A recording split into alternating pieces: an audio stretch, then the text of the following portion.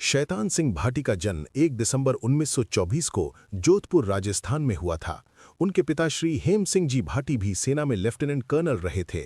शैतान सिंह ने 1 अगस्त 1949 को कुमायूं में कदम रखा था। जून 1962 में चीन भारत युद्ध के दौरान 13 कुमायूं बटालियन चुशूल सेक्टर में तैनात थी। उस ब्रिगेड की कमान ब्रिगेडियर टी.एन. रैना संभाल रहे थे। अंबाला से जब ये ब्रिगेड जम्मू कश्मीर पहुंची थी, उन्होंने कभी पर्वतीय सीमा का अनुभव नहीं लिया था।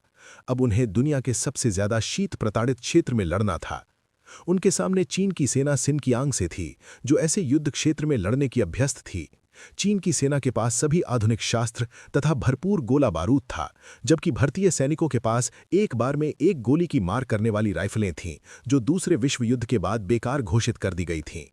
मौसम की मार और हथियारों की स्थिति के बावजूद 13 कुमायूं की सी कंपनी के मेजर शैतान सिंह इस मनोबल से भरपूर थे कि उनके रेजांग ला के मोर्चे पर अगर दुश्मन हमला करता है तो उसे इसकी भारी कीमत चुकानी होगी। दुश्मन की ओर से सब तरफ ऑटोमेटिक बंदूकों की तथा मोर्टार की घेराबंदी बनी हुई थी।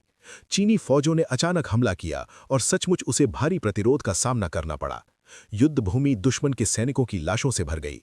उनके गुपचुप हमले का कुमायूनी सतर्कता के कारण भारत को चल गया था।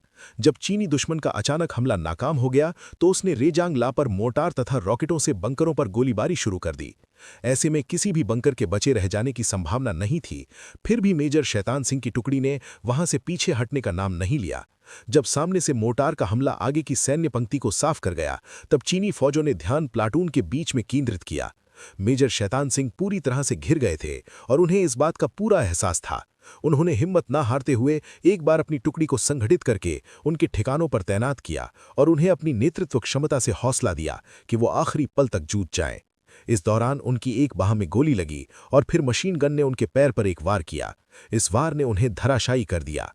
उनके पास गिनती के जवान थे। उन्होंने कोशिश तो की कि वो अब मेजर शैतान सिंह को उठाकर किसी सुरक्षित ठिकाने पर पहुंचा दें, लेकिन उनके पास इतना अवसर नहीं था। ऐसे में मेजर ने उन्हें आदेश किया कि उनके सैनिक दुश्मन से जूझते रहें और उन्हें वहीं छोड़ दें। मेजर शैतान सिंह के हताहत होने ने उनकी जीवित बची सेना को उत्तेजना से भर दिया, लेकिन दुश्मन प्रबल था और अंततः एक-एक करके मेजर शैतान सिंह के सारे जवान रणभूमि में बलिदान हो गए। उस बर्फ से ढके रणक्षेत्र में मेजर शैतान सिंह का मृत शरीर 3 महीने बाद पाया गया। उनकी वीरता के लिए उन्हें मरणोपरांत परमवीर चक्र प्रदान